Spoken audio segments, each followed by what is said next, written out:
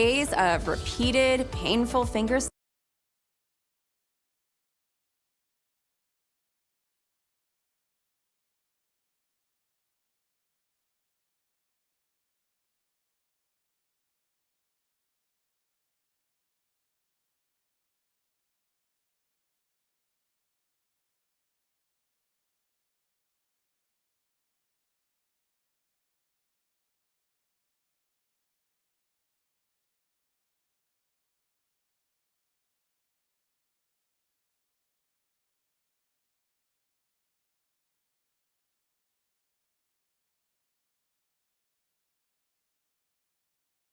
Sticks are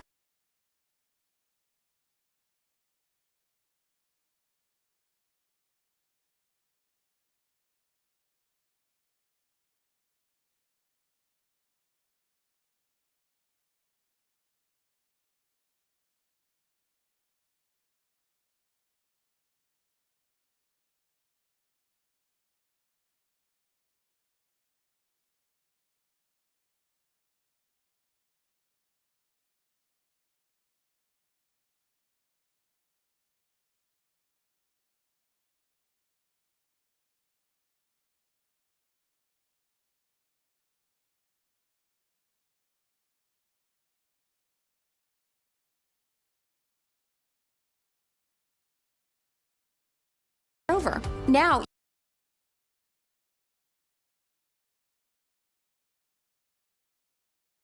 you can wear a continuous glucose monitor.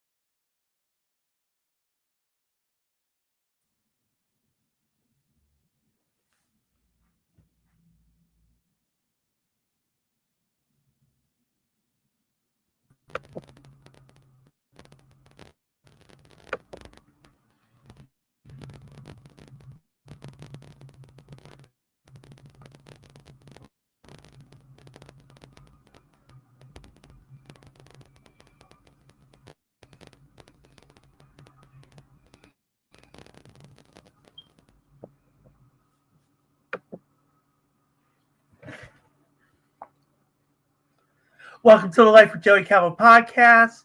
I am Joey Calvo. Please continue to help support the victims of the Texas floods and the California wildfires. They do need our help. Today I am speaking with Laurie Kaye, who wrote an awesome book called Confessions of a Rock and Roll Name Dropper, My Life Leading Up to John Lennon's Last Interview. So, Laurie, welcome to the podcast. Thank you. Nice to see you, Joey. Yeah. And so explain to me, Laurie, your story of how we got to from, and I know this is going to go into the book, but explain who what led you to be where you are at now. Well, I should let you know that my book, Confessions of a Rock and Roll Name Dropper, My Life Leading Up to John Lennon's Last Interview, is the story of my rock radio related life and career, especially the early life and career. And it's wrapped around what tragically turned out to be John Lennon's last day on the planet and his last interview, which I conducted with my RKO team at the Dakota on December 8th, 1980. And it was unbelievable. We got to spend so many hours with John and Yoko, and I felt like I'd begun to make lifetime friends with them both. And towards the end of the interview, we made plans to go out and see each other again in San Francisco, where they were going to be there in a couple weeks. Mm-hmm. And of course, that didn't happen because John was shot and killed. But the cool thing was that before the interview ended, we got to do things like autographs and stuff and make an incredible picture together. Mm-hmm. This is me and John and Yoko, and wow. I still have it on my wall, and I love it. And it was amazing. And I enjoyed it so much that I wrapped my whole life story around it in my book, because I still consider December 8th, 1980 to be both the best and the worst day of my life, because it still hurts me and I still feel guilty in a lot of ways. And those that are on the live stream right now, if you have any questions for Laurie, please put them in the chat so she can see them and she'll be able to answer them. Or if you have good positive comments for her, please let her know.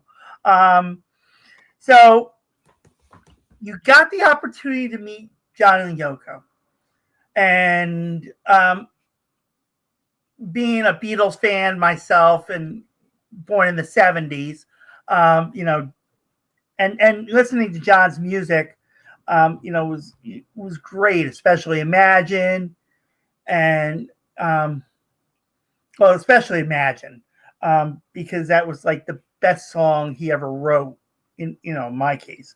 I mean, he wrote so many songs, but Imagine sticks right out. So, well, I dig Imagine too, and I always have. And the cool thing about my book is I got to name every single chapter after one of my favorite songs, or songs that applied to something happening in my life. And of course, the very first chapter of my book is called Imagine. Yeah. And the cool thing is, talking to John about it, he said, well, actually, I did get the solo songwriter credit, but I should have given a co-writer credit to Yoko, because I was inspired to write Imagine and come up with the lyrics thanks to her book Grapefruit, which is all about Imagine and poetry and everything. And Yoko smiled and said, well, yeah, but that's okay, because you dedicated the entire Imagine album to me, which is important. And John was thrilled about that. And then later, actually in 2017, Yoko did get credit as co-writer of Imagine. So now it's John and Yoko. And the Grapefruit book that I brought with me, my copy of it, John wrote the introduction, and Yoko, of course, wrote the book, and John loved the book. And John and Yoko, seeing my version of it said, "Oh my God, that's great. We haven't seen it in years. Please let us both autograph it." Because Yoko, of course, autographed it, and then John autographed it too. Oh, wow. Because he wrote the introduction, and I included the autographs in my book. So everybody who gets my book can have now their own copies of John and Yoko autographs, which is really cool. And the amazing thing about John autographing my book was he was so grateful to me for letting him autograph it. He said, "I just love it when people autograph their books for me." And I said, "Oh, John, well, if and when I ever write my book, I will definitely autograph it and send you a copy." And he looked at me and he pulled off his glasses and said, "Great, Laurie, I can't wait." And unfortunately, of course, I wasn't able to. And I couldn't even write my book for so many years because I had just horror in my heart. And plus I was so busy working and everything.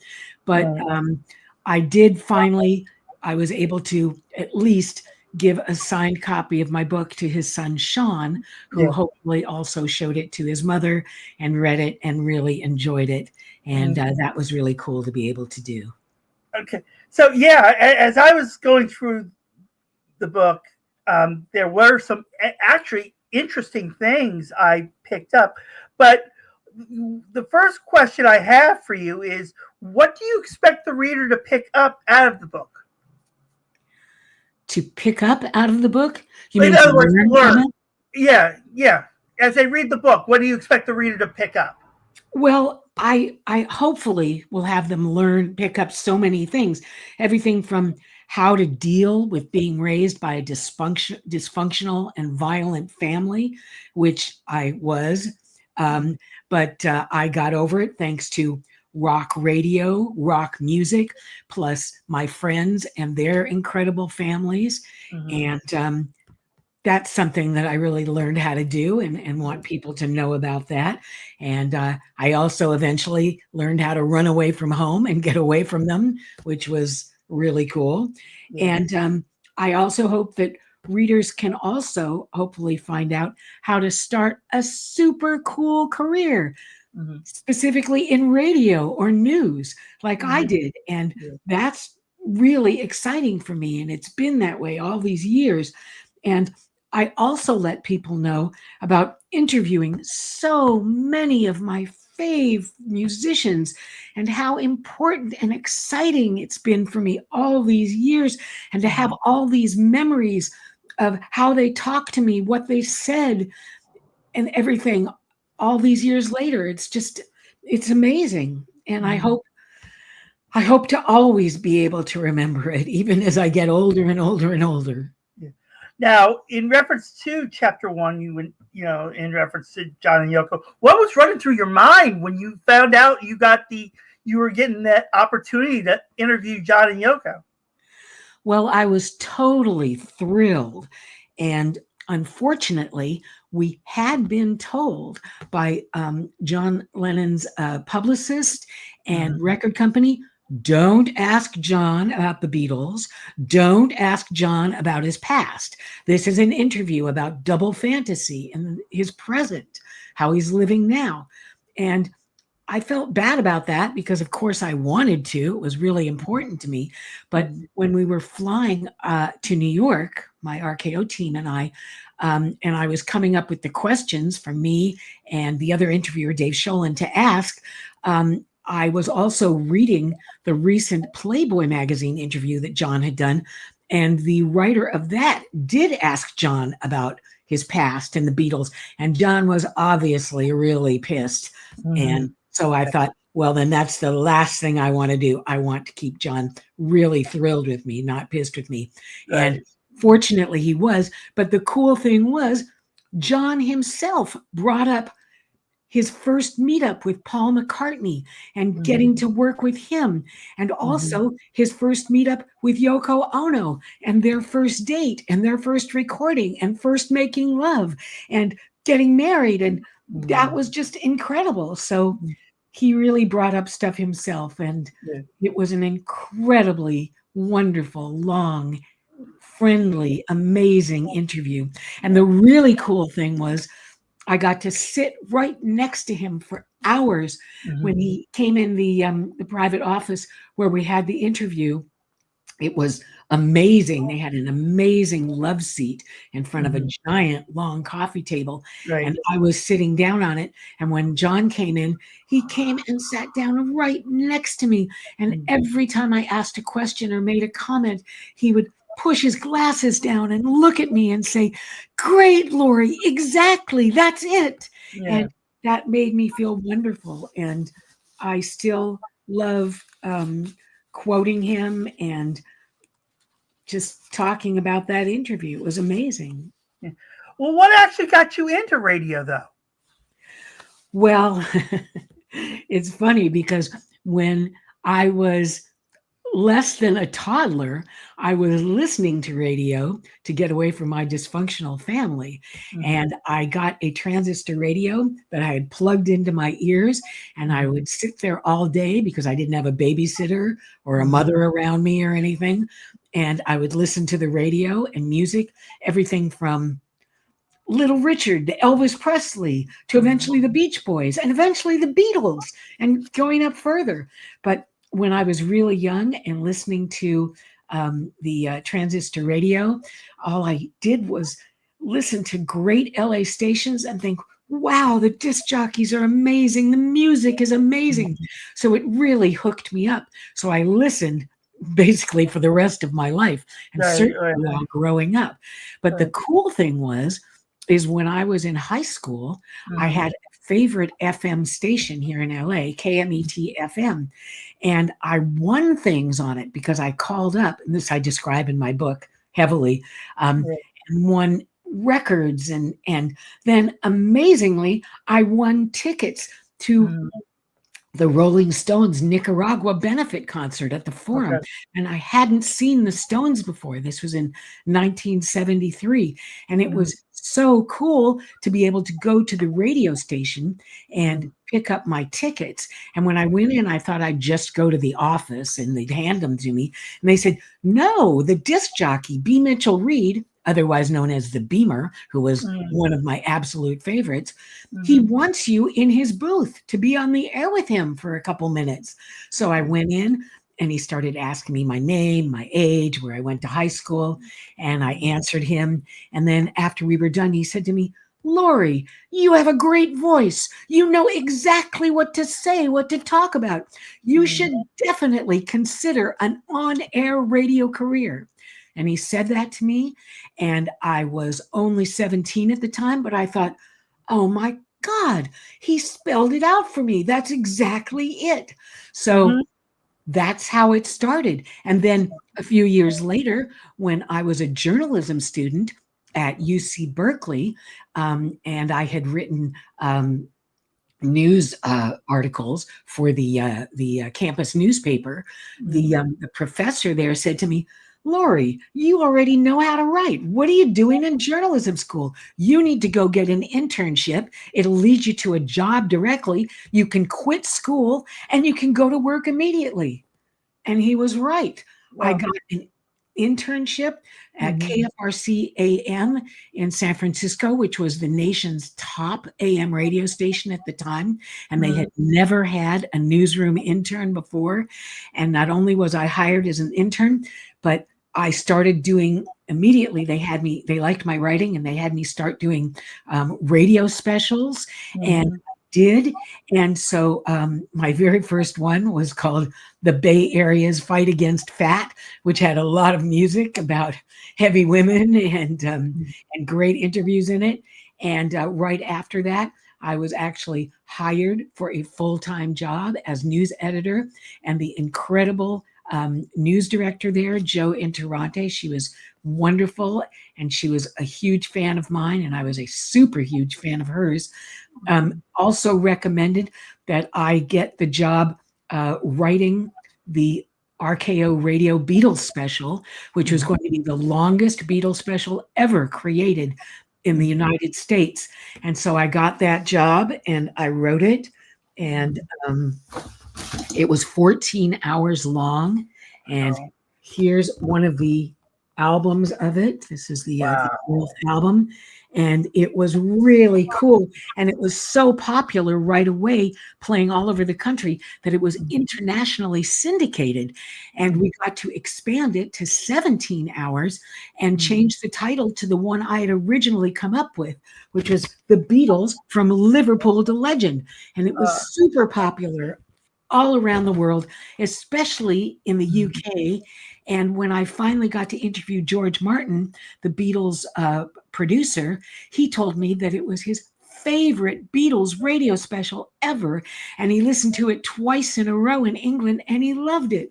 And that was just so complimentary. It made it one of my favorite interviews. And he was super cool too, and wrote a great book himself. Yeah. And then another great thing that you were in your days growing up, of course, was James Darren, the late James Darren. And at the time of Gidget, in my time, it was actually T.J. Hooker. He actually was in the show T.J. Hooker in the 80s with William Shatner.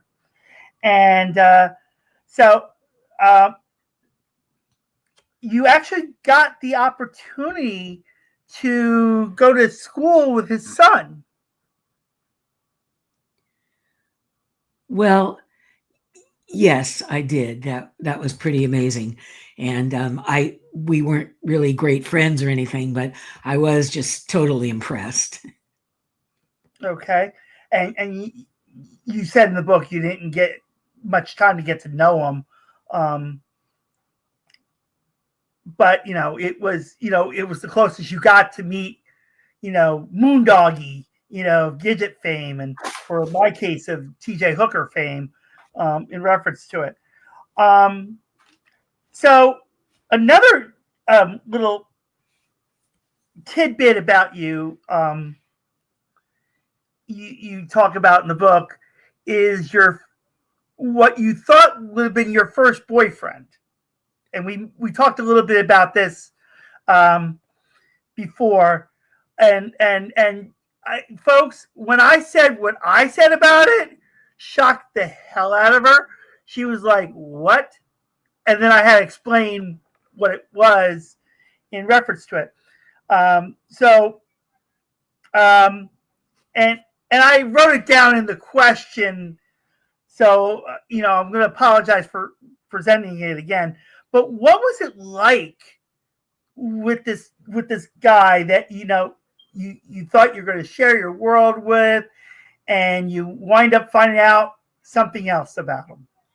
Well, he still is an incredible guy. We're still friends. We talk on the phone every now and then. And I wrote about him in my book, and I titled the chapter after one of my very favorite songs by Aerosmith called Dude Looks Like a Lady. And very descriptive of what happened. And that story's in my book. And I want people to read it because they'll no doubt get a great big laugh. Oh, and I do all these years later too. Yeah. I mean, when I read about it, folks, like I said, I threw her off. I said this was a pre-Rocky Horror Picture Show. And she was like, "What?" And I said, "Yeah, they had a character in the Rocky Horror Picture Show called Dr. Frankfurt, who was a transvestite." And then she was like, "Oh, okay." Because she mentions flat out, he was a transvestite. And so I was like, wow, she got to live like the Rocky Horror Picture Show. And then later on, you actually get to know Peter Tork of the Monkees. That was really incredible. That was a couple years later. I was working at the Santa Monica Promenade, and I was coming back from my day at work, and there were a lot of seats outside, and a guy sitting on one of them called out to me and said, come here. And I looked at him, and he looked really familiar, and I went, when he introduced himself as Peter Tork from the Monkees. And that was just so cool. He called out to me. he asked me if I had been a fan of the Monkees, and I said, of course, I watched your show all the time. I listened to your music all the time whenever I could. It was amazing. And he was so sweet. He invited me to a show that he was doing that night. He was part of, and at the Troubadour in West Hollywood.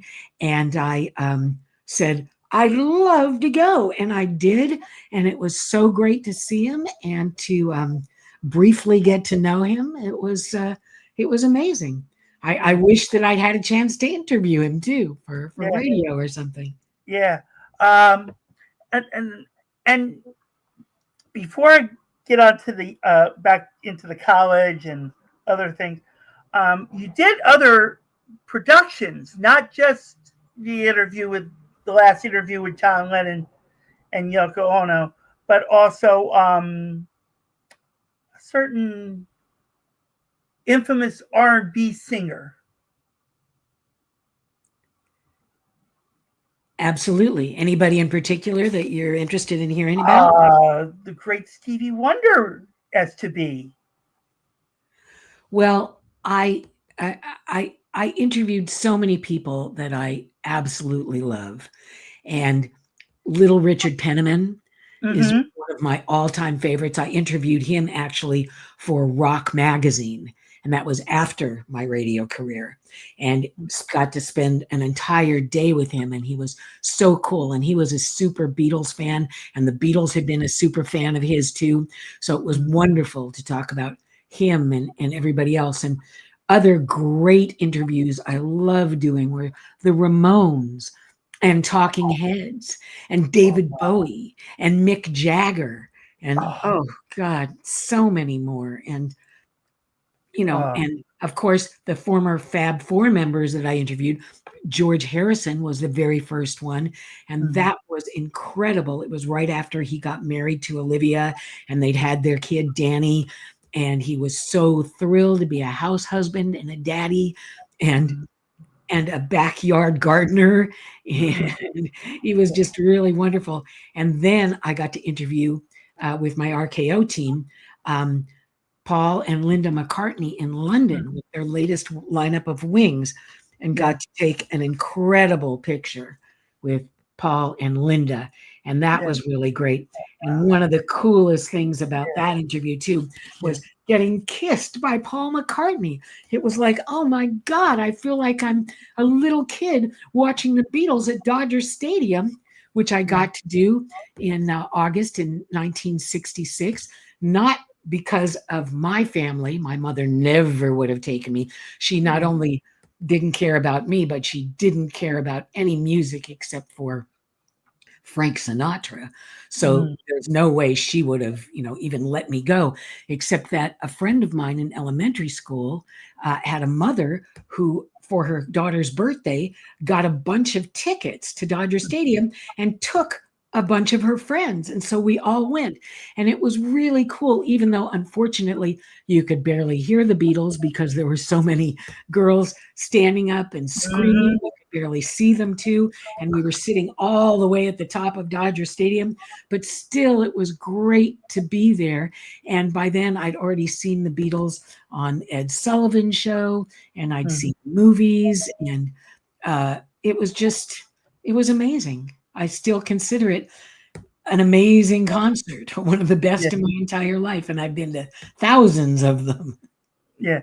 And as compared to when you were younger, in reference to, and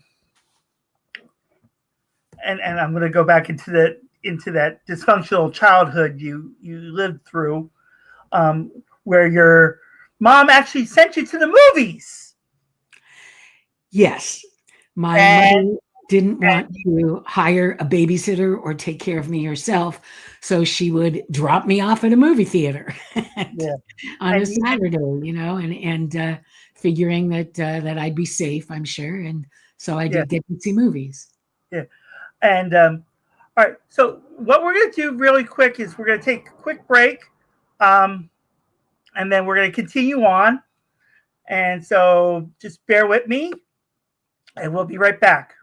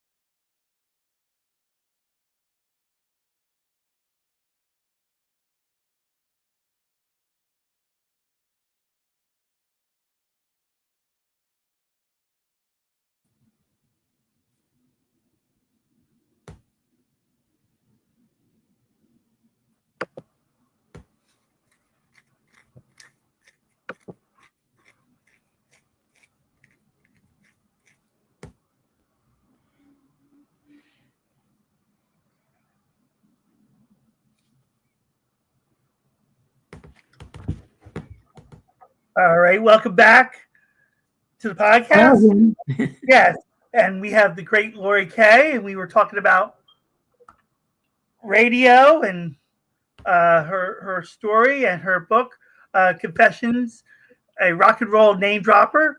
And so, the last thing I had asked before the break was we were talking about her dysfunctional childhood in reference to movies, and you also during times of your life you had some injuries. I did.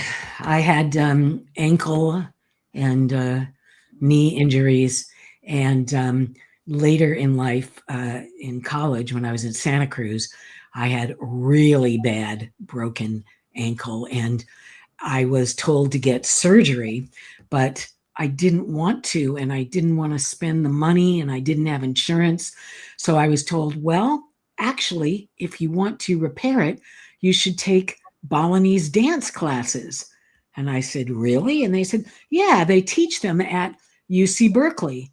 And I thought, well, why would I go to Berkeley? I should go to Bali. So I did. I ended up moving to Bali in Indonesia and stayed there for quite a while and studied Balinese dance and had a great time. And it definitely helped my legs too, because they definitely don't hurt so much anymore. So that's really cool. So if anybody's interested in going to Bali, how could you convince them that it's worth the trip? Well, it's incredibly cool to look at. And even though I was there many years ago, the coolest thing that I had in common with John Lennon was that he just told me out of the blue that he loved staying in Bali. He was there for a while, and he let all of his friends know how great it was, how beautiful, how incredible. And that's exactly what I did. And that's just one of the things I had in common with John Lennon, which is why I felt like we would have made great friends over the years. Yeah. And I'm going to go back a little bit into college. You met someone who enjoyed your dancing, and you got the opportunity to meet the late great Dick Clark. Actually, that was before college. Yeah, before college. Okay, sorry. Months before college. And I had run away from home, and I was living in a private apartment by UCLA in LA. And I was walking around Westwood, and a guy came up to me and said, "Can you talk to me? Can we get together here?" And I went over and talked to him, and he said that he was an actor, and he was about to take part in a dance contest the next day, and he was looking for a partner. And he looked at me and he said, "You have long legs. I get the feeling that you really know how to dance, and you look like you love rock and roll. So let's decide about this." And I said, "Well, what do you think?" And he said, "Well, let's go practice dancing and see if it works out." So we did that night. And then the next day we went to the dance contest, which was Dick Clark's dance contest for a promo for his upcoming ABC rock TV special series. And it was really cool because my date and I not only won the contest, but we got super complimented by Dick Clark and by his co-judge, who I was just so amazed by, because as I told him, guess what? You're the one who taught me how to dance, because I first danced hearing your song, The Twist. Yep. So Debbie Checker said, "Oh, that's so cool." And that made me feel great. And then several years later, when I went to work for Dick Clark, I had been hired by the producer of his radio show. And then when I met Dick, he looked at me and he said, "Oh my God, Laurie, you look so familiar." And he ran over to a file of his and took out a picture of us on the day of the contest, me and my date winning the contest, and with him and Chubby Checker. And Yep. he was just so thrilled to remember me. And it had been, over 10 years at that point. And I loved working with Dick Clark, and I loved being friends with him and hanging out at his house with his wife and people that we worked with. And it was just a great opportunity. And he loved my writing of his radio show, his weekly syndicated radio show, so much that he begged me to ghostwrite his weekly syndicated newspaper column, pretend to be him, do interviews, go to concert, and write his newspaper column. So I did. And then shortly after I started doing that, it was a weekly newspaper column, so it kept me very busy. He begged me to please ghostwrite his memoir too. And I said, "Oh, Dick, I really want to, but I don't have time. I work full time and I do all of this." And, and so unfortunately I didn't. And then I ended up leaving that job to eventually move to New York and start working in TV production as well. And rock videos and music videos and stuff. So I never did get to work for Dick Clark again, unfortunately. But it was a great thing, back then, and especially Dick expanding from radio and American Bandstand to rocking New Year's Eve and his own top 40 countdown, etc. As well. So you had moved to New York. You said you did some TV production, and I had mentioned before about Stevie Wonder, and that you actually did a production for him. Well, it's in my book. Yeah, I'll let people. It's in the book. Yes, you get to mention. She gets to mention about doing. Production for Stevie Wonder. But what was it like working with him? Well, I describe it in my book. Yeah. So that's something I'll let people read about. Oh, okay. Now, we talked about a little bit about what got you into radio. We talked about some of the artists that you were. Another one that she mentions in the book, if I can get it out of her a little bit, is David Bowie. Oh, that was incredible, because one of my dearest friends in high school, who sadly passed away, Brian Chambers, got me tickets to go see David Bowie with him in early 1973. And it was so thrilling. It was an amazing concert, not just because of Ziggy Stardust, but because of the way David Bowie performed and dressed and sang. And it was incredible. And plus, I was so thrilled that I never forgot it. And I got to go see David Bowie so many times over the years that when I finally got to interview him for a show that I was writing for RKO and Drake Chenault called The Top 100 of the 70s, I got to tell David Bowie, "Oh my God, your first concert that I saw was awesome. And I got to see so many." And he was thrilled to hear that. And he was so cool and so kind and so great to talk to. And he had great things to say about John Lennon, because the interview took place before I interviewed John Lennon. Okay. And it was at the tail end of 79. And he was amazingly excited about having written Fame with John Lennon, and said the writing went so fast and the recording went so fast, and it was a great experience. And I love that song. And I relate to Fame too. Yeah.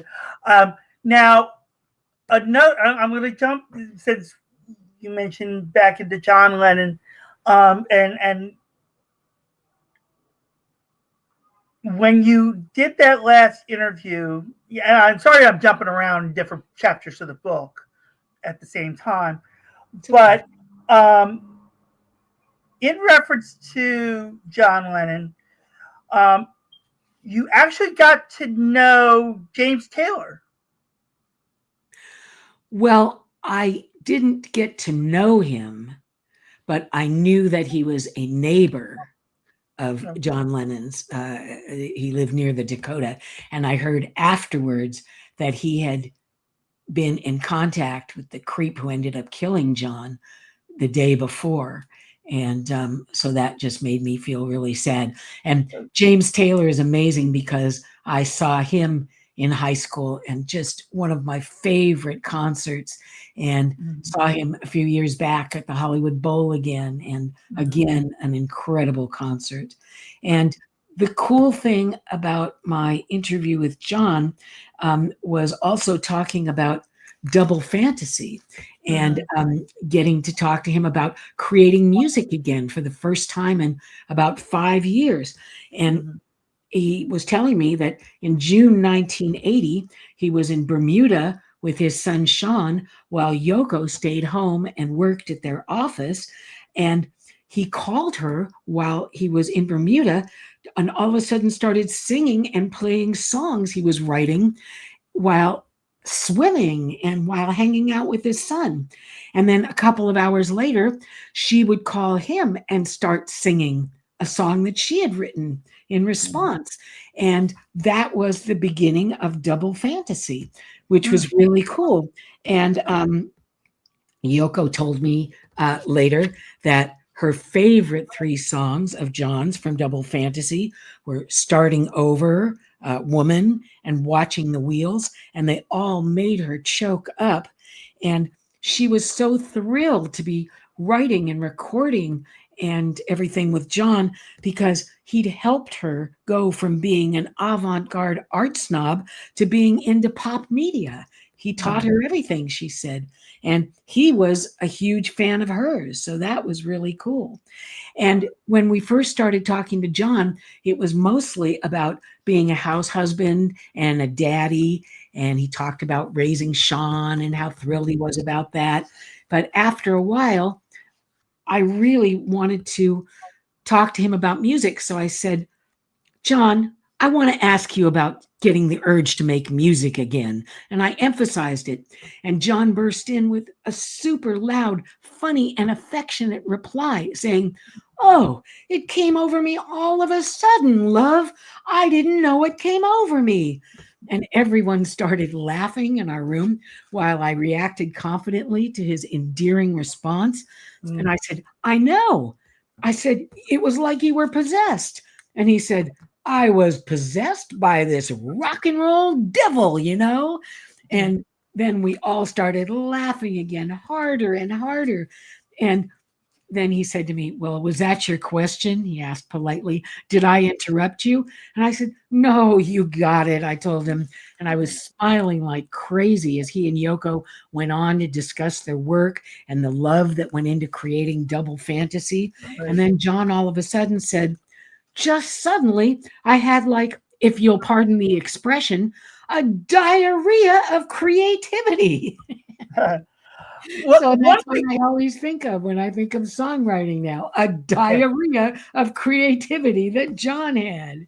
One thing that you mentioned in the book that I'm going to leak out is before John came into the office, you were interviewing Yoko and John walks in, and the thought you had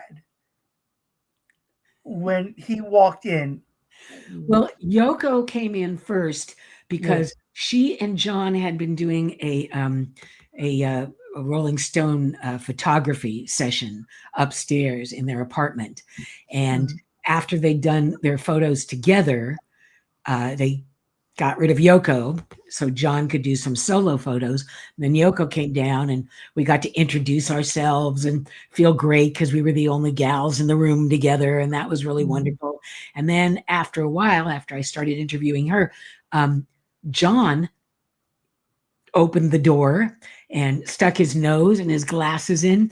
And the first thing I did was take my microphone off and say, "Can't you tell we're in the middle of an interview?" And he started laughing hysterically. And that's why I wanted to bring that out, because that was the interesting thing. On the love seat, and for hours and hours after that. And he just appreciated my sense of humor, and he was so validated and so complimentary when it came to everything I had to say to him. It still makes me feel great. Yeah. And so you got to, the other thing that we didn't mention in reference to this, folks, is we mentioned about James Taylor a moment ago, but not only did his assassin meet James Taylor, he met you too. Well, when we left the Dakota, after finishing up with John and Yoko, Yoko had asked us if we could drop them off at their recording studio session, which was coming up, because their limo driver wasn't able to take them after all for some reason. And the guys that were with me were going back to California that night. So they were going to be on their way to the airport. And they said, "Yeah, sure, we will." And I was staying in New York that night to have dinner and hang out with a friend of mine. So it was super cool. And I walked out of the Dakota first. And the first thing that happened was this creepy guy came up to me and said, "Did you talk to him? Did you get his autograph? What'd he say? What'd he say? What'd he say?"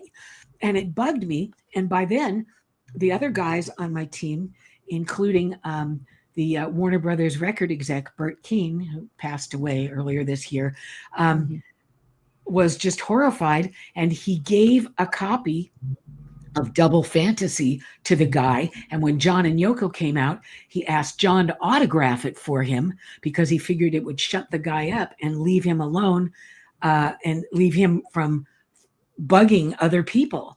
And so John autographed it for him. And then John and Yoko and the guys and I all walked to the limo, and we hugged goodbye and said, "Oh, can't wait to see you again in San Francisco in a couple weeks." And I hugged him again, and they got in the car and they drove away. And I started walking back to the front of the Dakota, and then over to my friend's office. And this guy started following me for blocks, and it made me crazy because he never shut up. He kept saying, "Did you talk to him? Did you get his autograph? What'd he say? What'd he say? What'd he say?" And I was ready to smack him. I wanted to kick him. I wanted to report him to the Dakota security department, but I didn't want to turn around because I didn't want him to follow me even more. And I kept thinking, if I walk faster, maybe he'll just not be able to follow me. And sure enough, soon that happened. And I went to my friend's office and told him about my great interview with John and Yoko. And then we went out to dinner. And then after dinner, we went back to my friend's apartment. And he was about to open the door and said, "When I open it, you're going to hear the radio because I leave it on in case somebody breaks in. They'll hear it and they'll think I'm here and they'll go and break in somewhere else." So we opened the door and I heard music for about a second and a half. And then suddenly a reporter came on and said, "John Lennon has been shot and he's in the hospital." And I gasped and I screamed and I ran out to the middle of the street and I grabbed a cab and took it to the Roosevelt Hospital and got out and looked through the big glass door, and there was Yoko Ono standing in the lobby, holding onto a friend, crying hysterically. And I just knew, looking at her, I thought, "Oh my God, John hasn't just been shot. He's been killed." I just have this feeling. And as much as I wanted to go in and comfort Yoko, I thought, no, I'll just make her feel terrible because we were the reason that she was here with John today. So we're the reason that he got killed, and I feel terrible. And so I went to the phone booth next door, and I called the RKO Radio network that my former news director at KFRC in San Francisco was now the head of there in New York. And she said, "Oh my God," when I told her what happened, "come here immediately and do interviews." And so I did interviews all night for her, for print writers and radio people and everything. And then we turned on the TV in the middle of the night, and the reporter was saying, "Oh, sorry to tell you, John has actually been killed. And the guy who did it has confessed, and he's been arrested." And they showed him, and that was the guy who bugged me and followed me, and that I should have reported to the Dakota security team or called the police or something. And I felt horribly guilty because I knew the Dakota security team would have looked at him and seen that he was carrying a gun in the pocket of the coat he was wearing, which I didn't. So I've basically felt guilty ever since. And I started crying and cried a lot for the rest of the night and never slept. And then the next morning, Joe Interrante said that the Today Show team had called her and wanted me to be on the air. And so they sent me over to the Today Show to do that, which I did. And that episode is actually on my book's website, which is confessionsoforockandrollnamedropper.com. And even though it was super sad and left as soon as our segment was over, and flew back to San Francisco and immediately started listening to the John Lennon interview and writing the special that was going to air mere days later. It was originally not supposed to air until Valentine's Day because Double Fantasy was a love record. But of course, now that John was dead, they wanted it to air, less than a week after his passing away. And so I wrote the special and dedicated it to Yoko Ono, and Dave Sholin voiced it, and it aired this Sunday after the Monday that John had been shot and killed. And it was a 3-hour special, and it just makes me still sad to hear it because it has so much interview in it. Yeah. Did Yoko ever reach out to you since then about it and like give you some type of comfort, saying that you weren't to blame for it?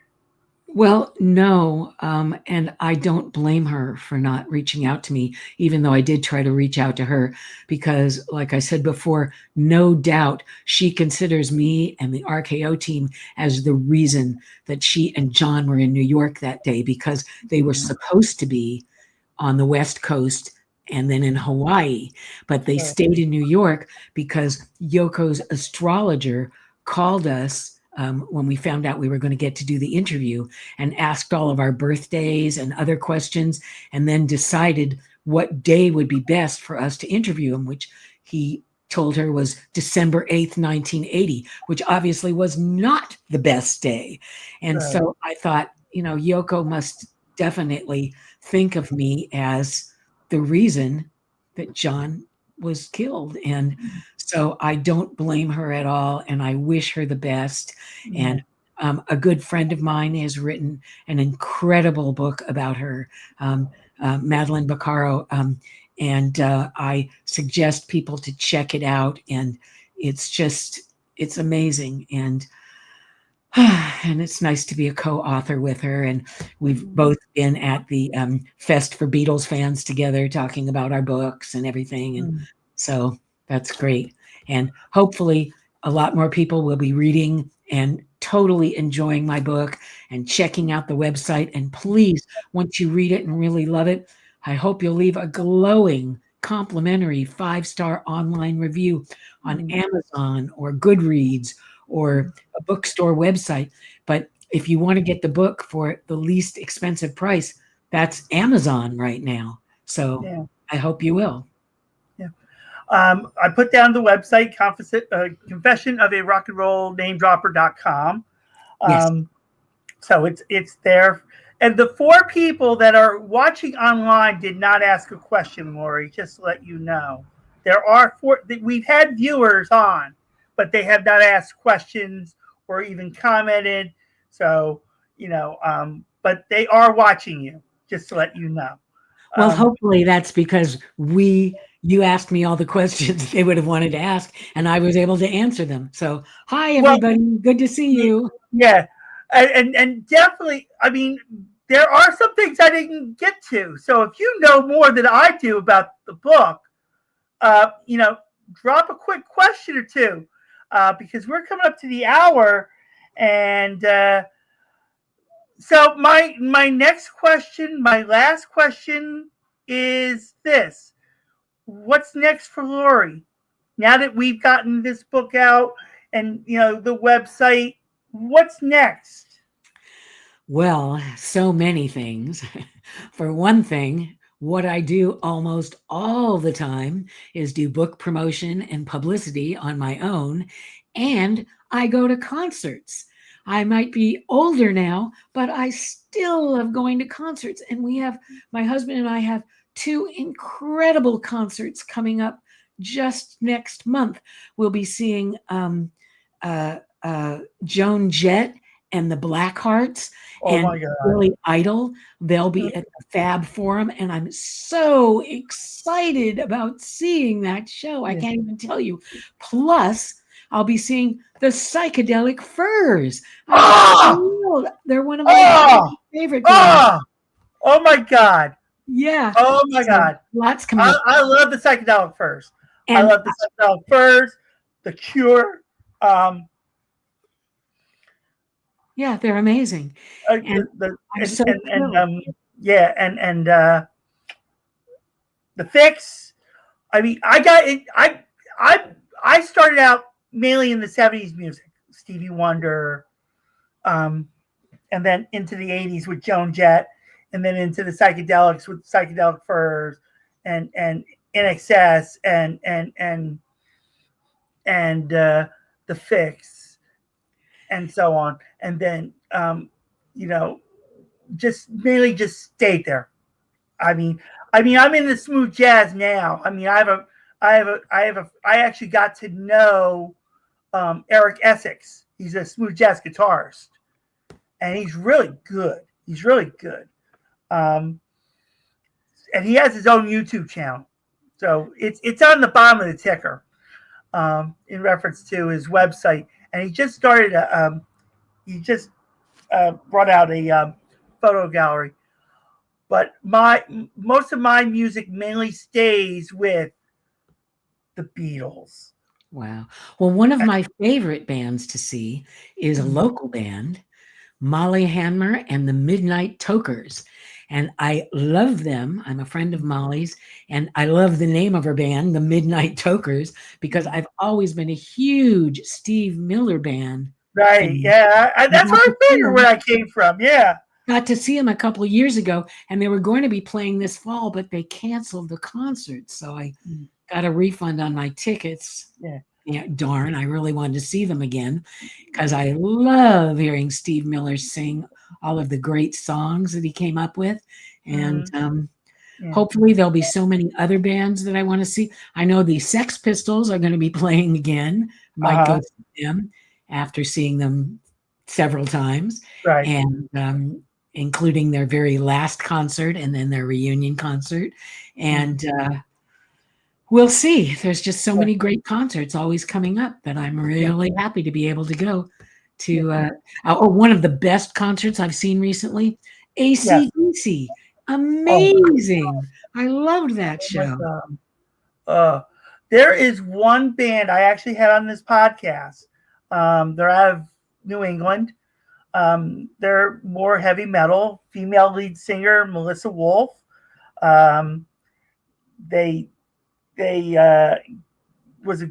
Their group called Sepsis,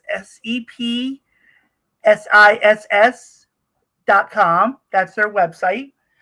I had her and at the time was their merchandise representative, but now is part of the band. and I played their music, and as many as we have, 3 people right now still on past the hour on here. That when I did that podcast, I actually did it in Atlantic City, and it had 30 some viewers at one time.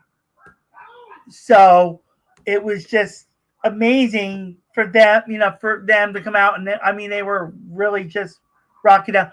But their music was rocking. It was worth it. So if you decide to want to listen to them, the band's name is Sepsis, Sepsiss. And I believe they have a YouTube channel as well as the website, sepsis.com. But Laurie, I thank you so much for coming on the podcast. It was a great chat and coming back to memory lane for me on some things in reference to the late John Lennon and Stevie Wonder and James Taylor and even Peter Tork. And there are others that she does mention in the book.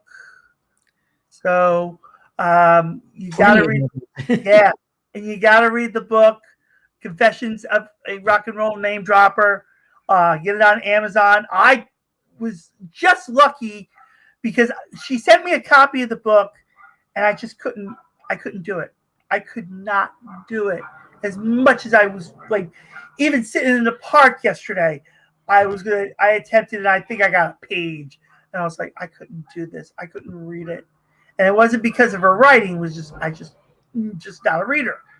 So I just picked up the book on Audible. So I'm going to hear the whole thing. I heard the first 6 chapters, and that's where most of my questions came out of my honesty and stuff. But Laurie, you're welcome to come back on anytime. You want to chat more about it.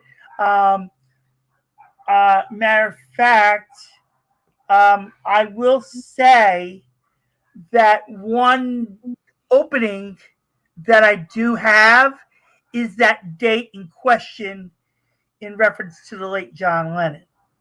So if you want to come on that date and we can just do a whole podcast mainly about John and Yoko, in reference to it, that's up to you. Actually, Joey, I have things booked that date already.